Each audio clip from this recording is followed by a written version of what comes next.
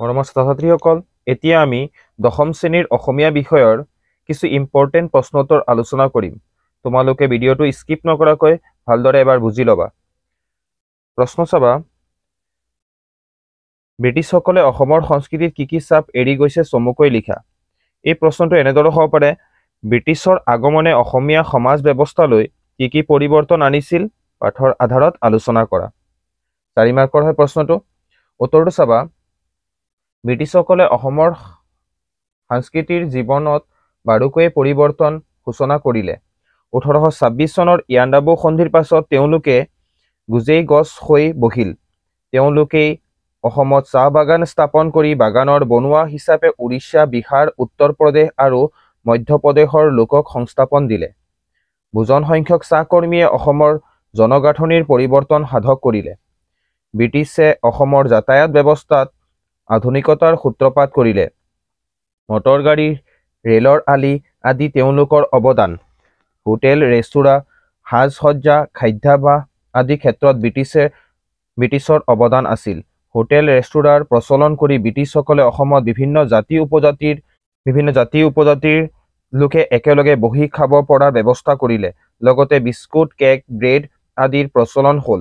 অসমীয়া মানুহে ইউৰোপীয় কাপোৰ পিন্ধাৰ অভ্যাস গঢ় লোৱাৰ ক্ষেত্ৰত ব্ৰিটিছৰ অৱদান আছে।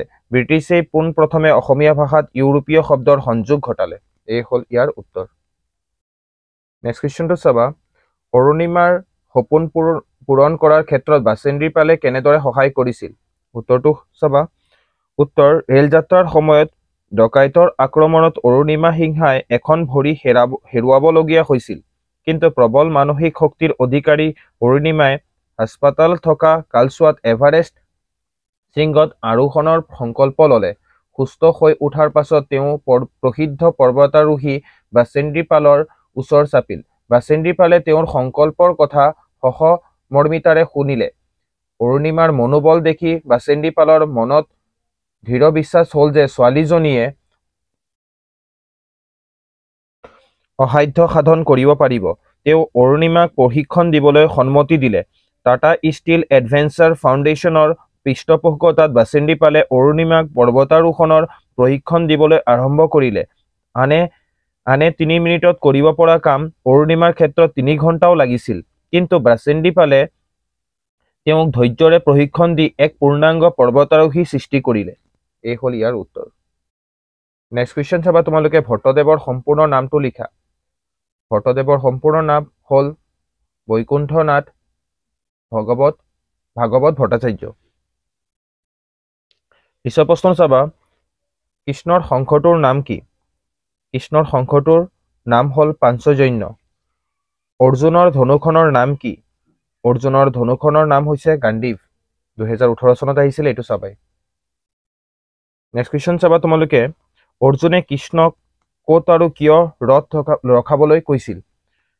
উত্তৰটো চাবা, অৰ্জুনে সাৰথী কৃষ্ণক কৌৰৱ আৰু পাণ্ডৱ সেনাৰ মাজত ৰথ ৰখাবলৈ অনুৰোধ কৰিলে। কাৰণ অৰ্জুনে দুৰ্যোধনৰ পক্ষে কোনেনো যুদ্ধ কৰিবলৈ আহিছে তাক চাবলৈ ইচ্ছা প্ৰকাশ কৰিছে। নেক্সট কুৱেশ্যন এটা চাবা, আততায়ী কাক বোলে, নাইবা অৰ্জুনে কিয় কৌৰৱক আততায়ী বুলিছে, নাইবা এই 6 দোষত আততায়ী কৌৰৱক কি দোষত আততায়ী কৈছিল।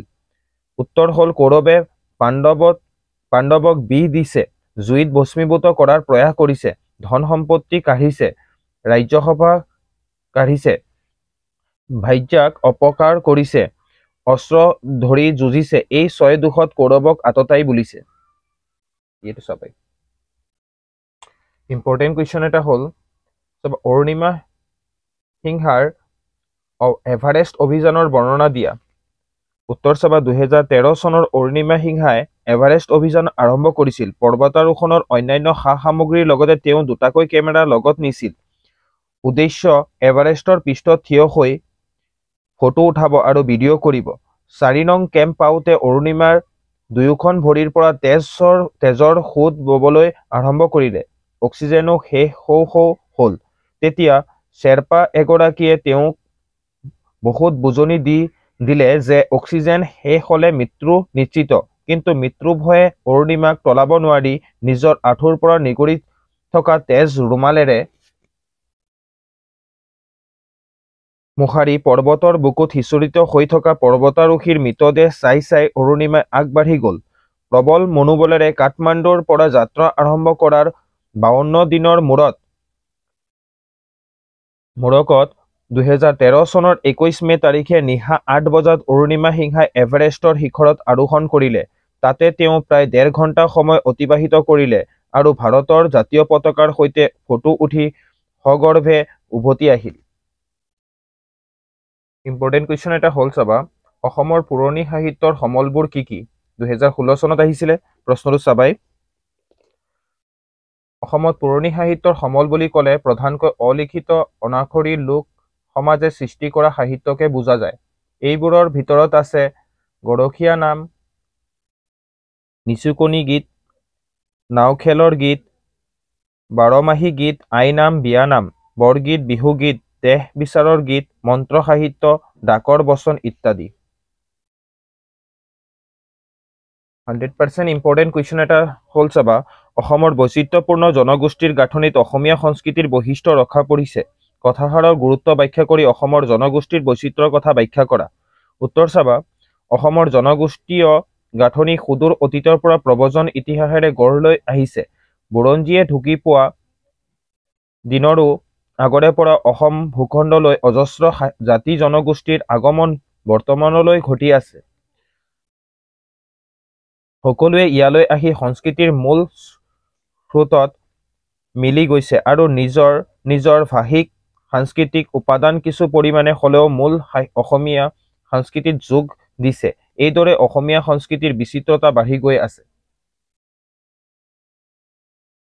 ত্ৰয়োদশ শতিকাত অসমলৈ মংগোলীয় গোষ্ঠীৰ লোকসকলৰ প্ৰৱেশৰ আগৰে পৰা অসম ভূখণ্ডত আৰ্যভিন্ন লোকসকলে নিগাজীকৈ বসতি কৰি আছিল। আহোম যুগত অসমলৈ বিভিন্ন কাৰণত বহিৰাগত লোকৰ প্ৰৱেশ ঘটিছিল। কোনোৱে অসম আক্ৰমণ কৰিবলৈ আহোঁতে লগতে অহা বহু সৈন্য সামন্ত অসমৰ মুখ এৰিব নোৱাৰি ইয়াতে থাকি গ'ল। কোনোবা আহিল বেহা বেপাৰৰ সূত্ৰে আৰু কোনোবা আহিল পূজাৰ পুৰোহিত ৰূপে। ব্ৰিটিছৰ দিনত বংগদেশীয় কেৰাণী মহৰী আহিল। ব্ৰিটিছে চাহ বাগানৰ কৰ্মী হিচাপে বিহাৰ, উৰিষ্যা, উত্তৰ প্ৰদেশ আৰু মধ্যপ্ৰদেশৰ লোক আনি স্থাপন কৰিলে। স্বাধীনতাৰ পাছতো ৰাজনৈতিক আৰু সামাজিক কাৰণত অসমলৈ অনুপ্ৰৱেশ ঘটিয়ে আছে। এনেদৰে বৃহত্তৰ অসমীয়া জনগোষ্ঠী ভিন্ন ভিন্ন জাতি জনগোষ্ঠীয়ে সুতৰ বৈচিত্ৰ্যময় প্ৰবল হৈ উঠিছে। নেক্সট ইম্পৰ্টেণ্ট কুৱেশ্যন এটা হ'ল, অজন্তাৰ ছবিবোৰত দুটা ভাৱবস্তু প্ৰকাশ পাইছে। এই দুটা ভাৱবস্তু কি কি? পাঠৰ আধাৰত বুজাই লিখা। উত্তৰ হ'ল সন্ন্যাস জীৱন আৰু সমূহীয়া জীৱন। এই দুটা ভাৱবস্তু অজন্তাৰ ছবিবোৰত প্ৰকাশ পাইছে। অজন্তাৰ দুয়োবিধ ছবি একেলগে অংকিত হৈছে। সন্ন্যাস জীৱনৰ ছবিবোৰত আছে দয়া, ধ্যান আৰু মৌনতা, আনহাতে সমূহীয়া জীৱনৰ ছবিবোৰত আছে আনন্দ, উৎসাহ। এইবোৰত আছে শক্তি, খ্যাতি, প্ৰেম আৰু যৌৱন। নেক্সট কুৱেশ্যন চাবা, চেচুক শব্দটোৰ অৰ্থ কি? ৰ'দ নপৰা চেঁচা আৰু জেকা ঠাইক চেচুক বোলে। 19 নম্বৰ কুৱেশ্যনটো চাবা, অসমীয়া সাহিত্যত বুৰঞ্জীত এভুমুখী গ্ৰন্থৰ ৰচক কোন? অসমীয়া সাহিত্যত বুৰঞ্জীত এভুমুখী গ্ৰন্থৰ ৰচক ডিম্বেশ্বৰ নেওগদেৱ।